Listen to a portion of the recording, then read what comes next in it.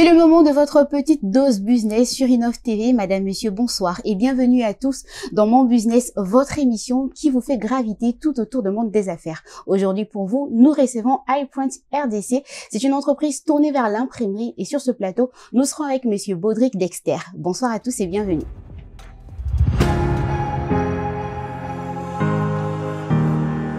Cette semaine, nous mettons en lumière iPrint RDC, qui est une entreprise tournée vers l'imprimerie et qui est experte dans la communication par objet. iPrint RDC a pour objectif premier de conseiller, créer et accompagner les entreprises dans les maintiens ou encore dans l'amélioration de leur image de marque auprès de leur clientèle grâce à des supports de qualité et dans la plupart fabriqués par les grandes marques. Faire confiance à iPrint RDC, c'est faire confiance aux professionnels et aux passionnés du métier de l'imprimerie.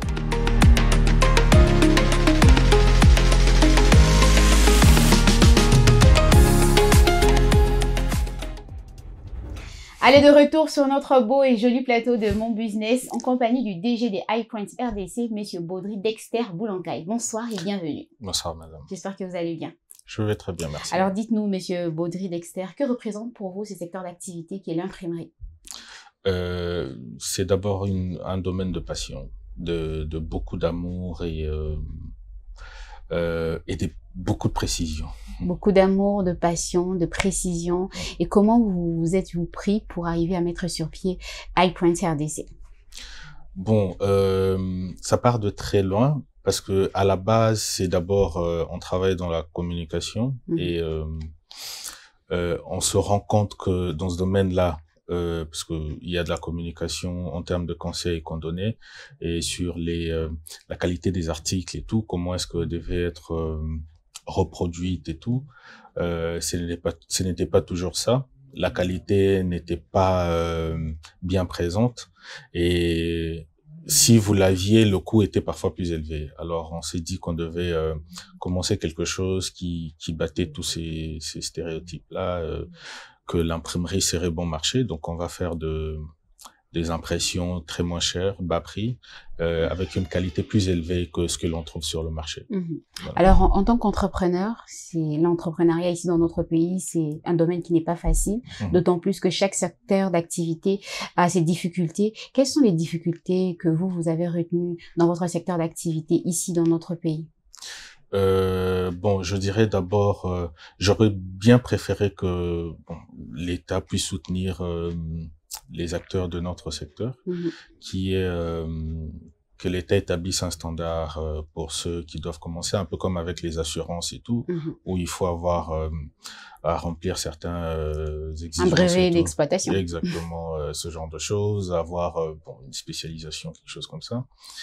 L'autre difficulté, c'est le climat des affaires ici. Ce n'est pas, ça bouge. On ne sait pas, c'est très imprévisible.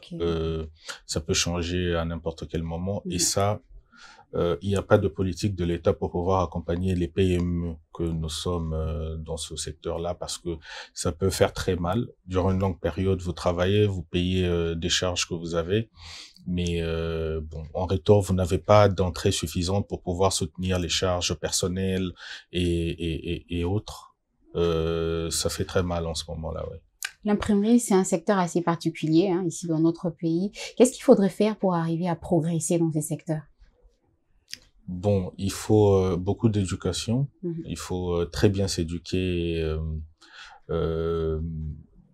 connaître les besoins des clients, parce que pour notre cas, on ne travaille qu'avec les entreprises. Donc, on s'est assuré de bien connaître les besoins de notre clientèle cible. Une fois que vous le maîtrisez, vous développez des produits qui vont dans ce sens-là. Et voilà, pour ceux qui travaillent avec le grand public, essayez de trouver les standards acceptables pour leur type de client et de pouvoir se développer en ce temps. Monsieur Baudric, en tant qu'entrepreneur, lorsqu'on lance son entreprise ou alors son business, on monte son business, on cherche toujours à apporter une solution, apporter une particularité, un plus dans ce secteur dans lequel on veut se lancer. C'est quoi votre plus-value? C'est la maîtrise des articles de l'article. Disons que dans ce domaine, on est plus professionnel que la plupart des prestateurs. La plupart, c'est des commerçants. Pour beaucoup, en tout cas, plus de 80% des prestateurs ici, c'est des commerçants. C'est des gens qui se sont lancés avec des objectifs pécuniaires, donc ce que ça leur apporterait. Pour nous, c'est d'abord un domaine de passion. C'est un domaine où on a voulu bien faire les choses, voilà, pour servir d'image. Et c'est pour ce même raison-là que nous avons pu développer de projets qui va dans le sens de travailler avec d'autres prestateurs dans le secteur. Ça veut dire à leur fournir des articles pour pouvoir justement s'assurer que ce standard-là est respecté et maintenu. Alors, vous êtes situé en plein centre-ville, entouré de la concurrence. Il y a tellement de concurrence. Que faites-vous pour vous imposer? Mais bon, ça se décide auprès du client.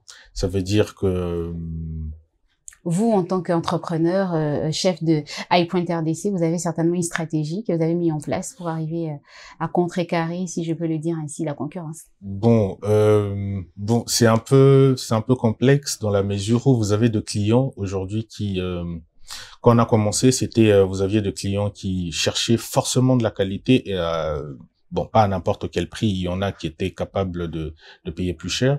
Mais nous, notre politique, c'est d'être bon marché en termes de prix et avoir une plus grande qualité.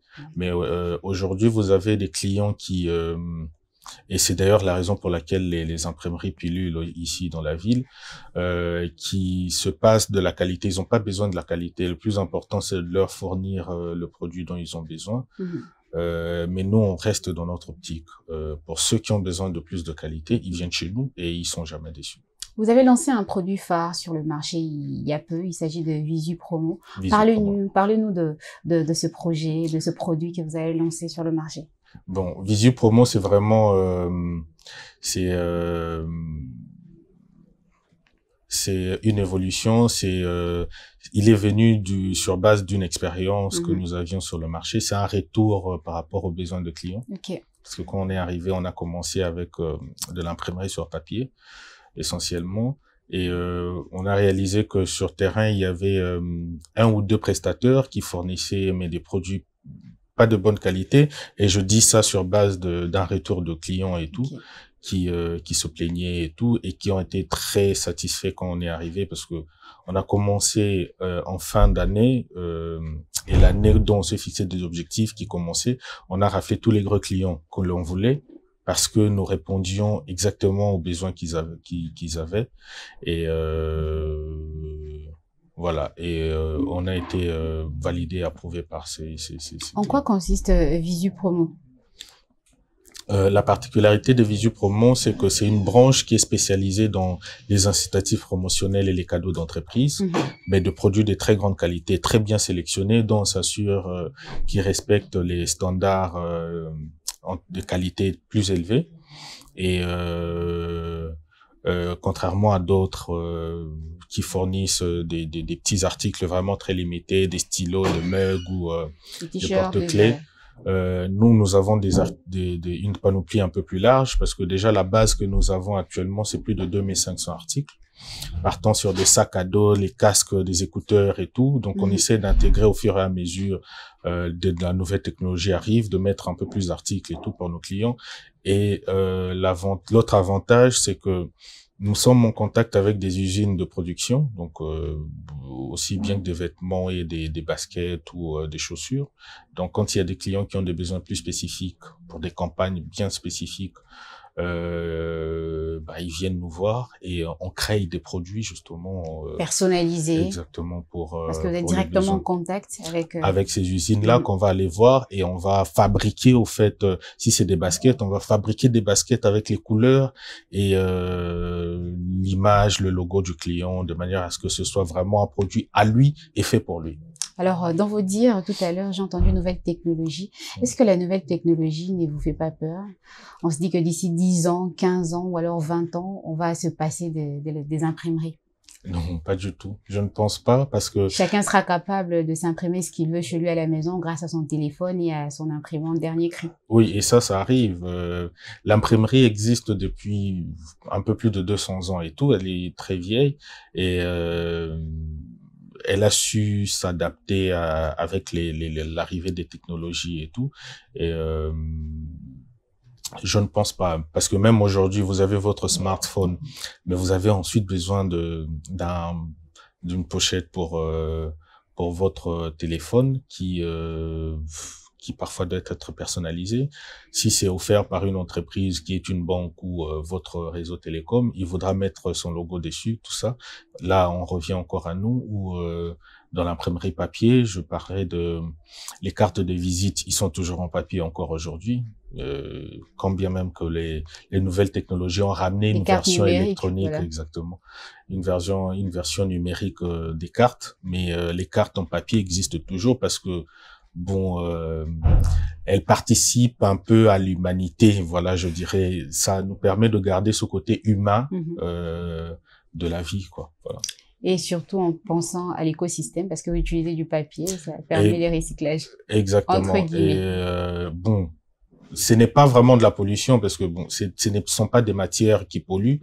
Et les papiers sont faits sur base des branches parfois, et permet aussi, c'est des matières recyclables. Donc, on peut utiliser de papiers qui ont été déjà utilisés pour pouvoir faire encore du papier. Et les papiers recyclés, déjà d'ailleurs en ce moment, ça coûte un peu plus cher que le papier ordinaire. Donc, on essaye de voir des améliorations dans ce domaine. Et je pense qu'on est encore là. Alors, Monsieur Baudry, dites-nous, qu'est-ce qu'il faut en gros pour arriver à mettre sur pied une entreprise comme la vôtre?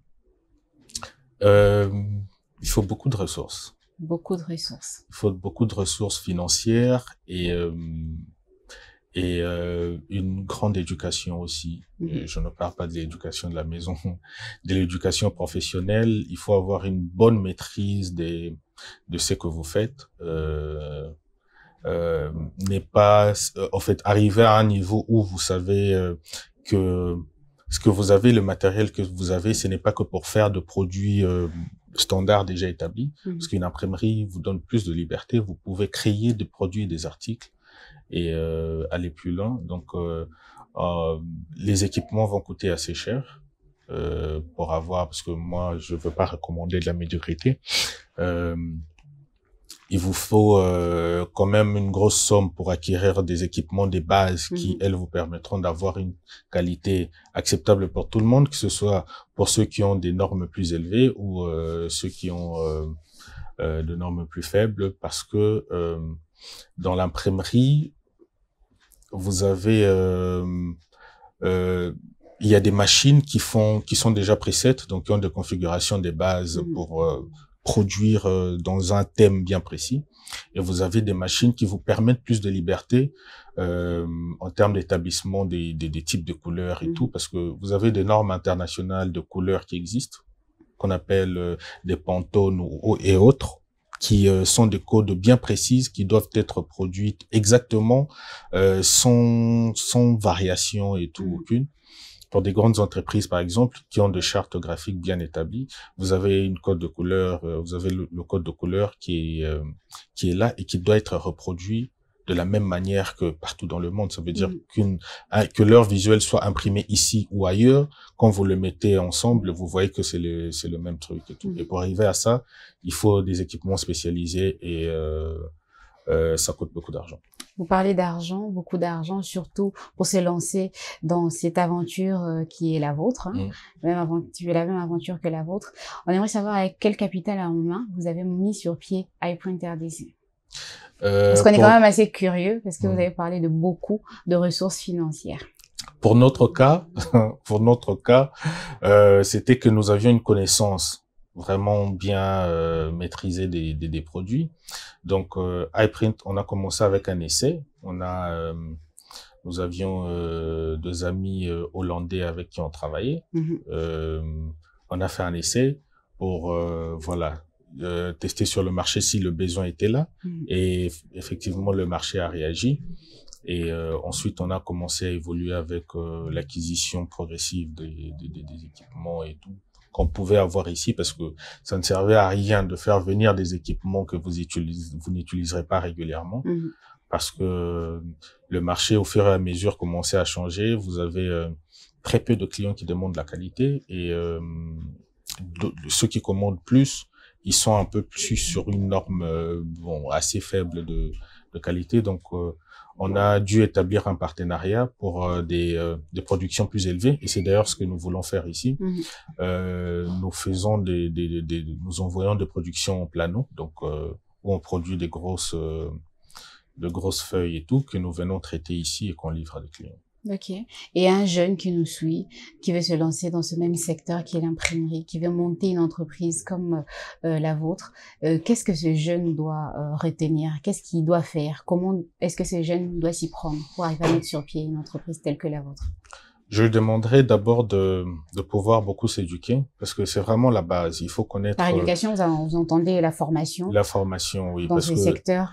Ce que je recommande toujours, c'est avant de se lancer, surtout dans un secteur comme la nôtre, comme le nôtre, il faut connaître les bases, donc connaître les normes des bases pour ce que vous allez faire et connaître les normes les plus élevées. Donc vous connaissez le standard et les plus élevés et maîtriser ensuite tout ce qui a pu se développer autour. C'est seulement sur base de ça que vous pourriez voilà, vous ne serez pas limité, même si vous décidez de faire, comme beaucoup ici, de la piètre qualité, vous saurez au même, en fait, vous serez au moins, vous aurez une bonne connaissance de ce dont vous faites, ce que je ne recommande pas d'ailleurs. Je recommanderais de faire un peu plus, donc d'aller dans le sens de produire des matériels de plus grande qualité. Alors, je vais reformuler ma question parce que j'ai senti quand même une petite esquive de votre part. Et combien en main on monte une entreprise comme la vôtre? Je disais, ça demandait beaucoup pour les équipements. En moyenne, je dirais plutôt le minimum qu'il faudrait avoir. Et parce que les équipements, vous l'achetez ailleurs, ils doivent venir et tout. Il vous faudra avoir au minimum 200 000. 200 000 au minimum pour lancer une entreprise comme la vôtre. Oui. Parce que vous ne travaillez qu'avec des entreprises. Non, on ne travaille qu'avec les entreprises. Ouais. Ok. Alors maintenant, on va essayer de parler de vos perspectives, d'avenir. Comment vous vous voyez d'ici 10 ans, 15 ans? Où vous voyez Visu Promo, par exemple, alors Highprint RDC? Bon, parce qu'on a deux branches, on a Visu Promo et l'imprimerie, Highprint. Dans 10 ans, Visu Promo, donc qui est une branche qui a évolué aussi sur base de notre expérience sur terrain, on établit justement un website, un site internet, comme un shop en ligne et tout, pour pouvoir fournir justement en ce moment-là une plus large, servir une plus large clientèle. On a mis en place un site internet qui va être lancé bientôt, sur lequel vous pouvez acheter, venir choisir l'article dont vous avez besoin et le site vous donnera le délai de livraison approximativement et vous pourriez payer et en ce moment-là vous pouvez acheter de plus faibles quantités. Donc, et les sites, il est déjà disponible? On est en train de travailler dessus. On travaille d'abord sur le système, donc il va être mis en ligne bientôt. Donc le domaine sera accessible dans à peu près une semaine. Okay. Et en ce moment-là, tout le monde pourra venir acheter, que ce soit parce que nous ne vendons pas que des produits personnalisés. Okay. Donc il y a les autres entreprises qui sont des imprimeurs aussi peuvent venir acheter des produits en marque blanche qui vont eux-mêmes aller marquer. Et pour ceux qui viendront, vous pouvez aussi acheter des plus petites quantités, genre faire de porte-clés personnalisés à votre effigie ou à votre nom en D2 ou en 3D et commander 50 pièces, offrir à des amis pour votre anniversaire et tout, ou pour de mariage. Ça, c'est pour le cadre, pour Visu. Donc, dans 10 ans, ça va être plus libéral et tout le monde pourra venir. Ce ne sera pas comme ça se fait actuellement. Venir, vous devez d'abord renseigner vos identités d'entreprise et tout ça. Okay. Donc tout le monde, n'importe qui, n'importe où pourra aller directement et s'acquérir de ce dont il a besoin.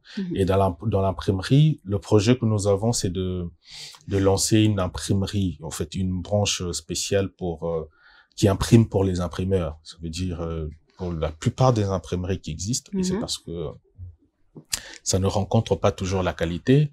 On veut faire une imprimerie dont les imprimeurs viendront commander des produits de très grande qualité parce que nous, on maîtrise bien les normes et ainsi que les produits et tout. Le papier, les couleurs d'encre qui seront assez bien respectées. Ça leur permet d'avoir et leurs clients et nous, en fait, ils viennent un peu nous sous-traiter pour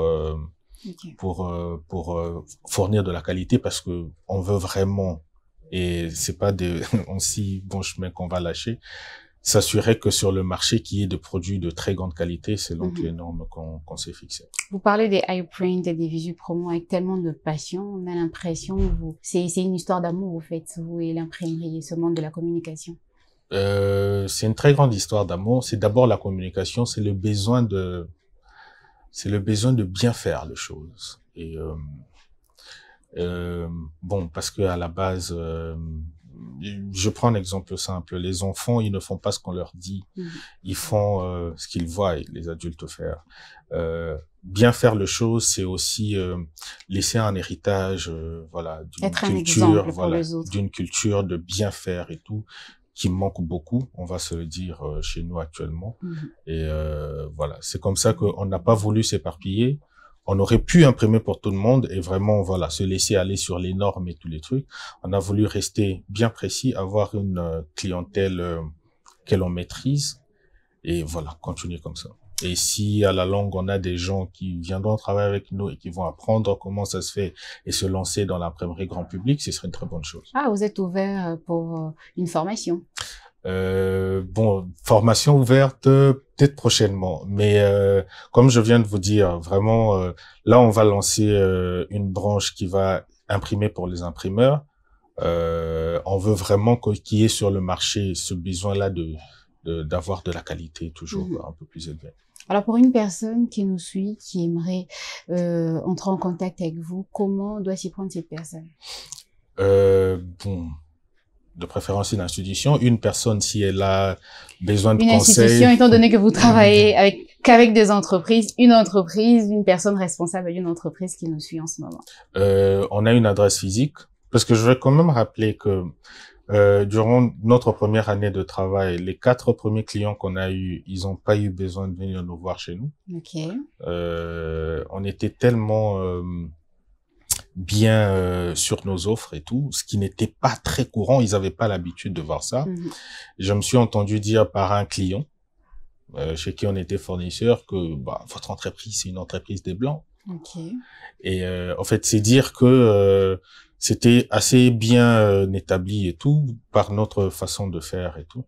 Et mais bon, nous avons une adresse physique, nous allons lancer une adresse un site internet dans pas longtemps pour Visu Promo.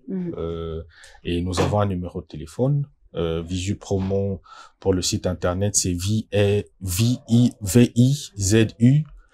promo comme vous l'entendez, promo.com, qui va marcher dans une semaine. Et il y a un numéro de téléphone aussi sur lequel on peut être joint directement. C'est les 098 093 52 68. Merci, Monsieur Baudry. Alors, à la fin de l'interview, ce que nous demandons à notre invité, c'est de faire une petite récapitulation par rapport à ce que votre entreprise, c'est-à-dire iPrint RDC, pour une personne qui vient de tomber sur nous.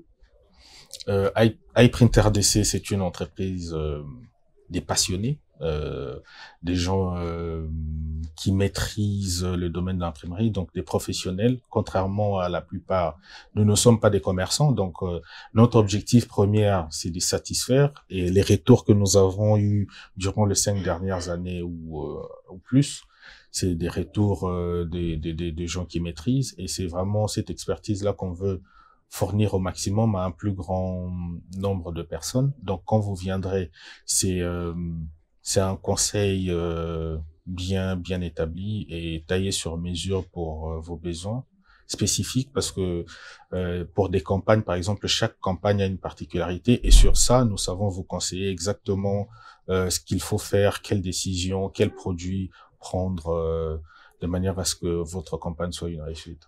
Merci, Monsieur Baudry. On espère que vous avez aimé ce moment passé ensemble avec nous. C'est la fin de notre interview. Merci. C'était un très bon moment.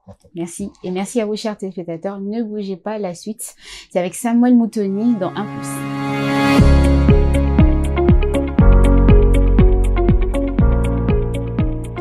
Allez, c'est parti pour un autre tour avec Samuel Moutoni dans 1+. Bonsoir Samuel et Bonsoir bienvenue Leïla, sur merci notre beau et beaucoup. joli plateau. Je suis là, je suis à votre disposition. Qu'est-ce que tu nous emmènes aujourd'hui dans 1+? Voilà, aujourd'hui dans 1+, nous parlerons de l'économie circulaire. L'économie circulaire. Voilà, par définition, c'est une approche économique qui vise à minimiser les déchets et à maximiser sur la réutilisation des ressources. C'est-à-dire différemment de l'économie traditionnelle qui passe par l'extraction des ressources matières premières, la confection de produits, l'utilisation et puis le jet. L'économie circulaire, de son côté, vise sur la durabilité de produits pour minimiser au fait la dépense sur les ressources. Est-ce que c'est pour tout type d'entreprise, cette économie circulaire? Ce serait peut-être ambitieux de le dire, mais tout type d'entreprise, peu importe les secteurs, peut se lancer dans cette approche économique. Je vais vous donner 2 exemples rapidement. Quand vous êtes par exemple dans la mode, vous êtes couturière. Généralement, le tissu que vous utilisez pour confectionner un habit, on ne l'utilise pas dans l'ensemble. C'est-à-dire qu'il y a des parties qu'on coupe pour avoir la forme. Il y a des résidus qui restent. Et dans l'économie circulaire, au lieu de laisser ces déchets-là, vous pouvez les réutiliser pour que ça vous permette de confectionner, par exemple, d'autres accessoires qui peuvent également ajouter une certaine valeur ajoutée sur votre produit. Il y a aussi les meubles aujourd'hui. Quand on en paye, généralement, ce n'est pas après une année qu'on doit payer d'autres. Donc, quand il y a des petites retouches à faire, on peut ramener ça chez la personne qui nous a livré pour après nous aider à arranger ça. Donc, le but, au fait, de cette économie, c'est, comme j'ai dit au départ, minimiser les déchets.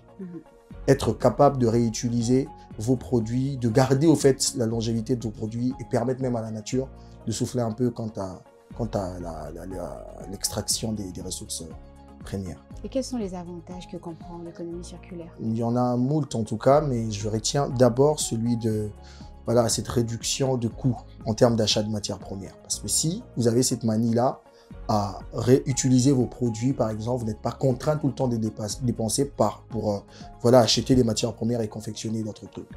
Et aussi, ça vous permet de gagner de l'argent d'une autre manière. Si vous vendez des meubles, par exemple, vous n'êtes pas là à attendre que tout le temps les gens viennent acheter vos meubles, alors que c'est possible que vous traversiez des périodes où il y a un petit couac quant à la vente. Si vous avez cette manie à réutiliser vos produits, à les réconfectionner, vous pouvez traverser une période de vache maigre, mais après, ça vous permet de continuer à gagner de l'argent. Et dans cette histoire, c'est tout le monde qui gagne. Il y a l'entrepreneur qui, quand on n'achète pas un produit neuf, il est quand même capable de les arranger et gagner de l'argent. Il y a le client qui a peut-être cette longévité de son produit, qui n'est pas contraint à débourser les mêmes sommes d'argent pour les mêmes produits. Et il y a aussi la nature, il faut le dire, qui est exemptée de la pollution. Parce que c'est ça la base de l'économie circulaire, miser sur de minimiser au fait les déchets pour permettre à la nature de souffler également. Sam Moutoni, c'était tout pour ce 1+ d'aujourd'hui. Ça a été un honneur. Merci Sam et merci à vous chers téléspectateurs. C'est la fin de ce numéro de Mon Business. On vous donne rendez-vous très prochainement. Portez-vous bien. Bonsoir.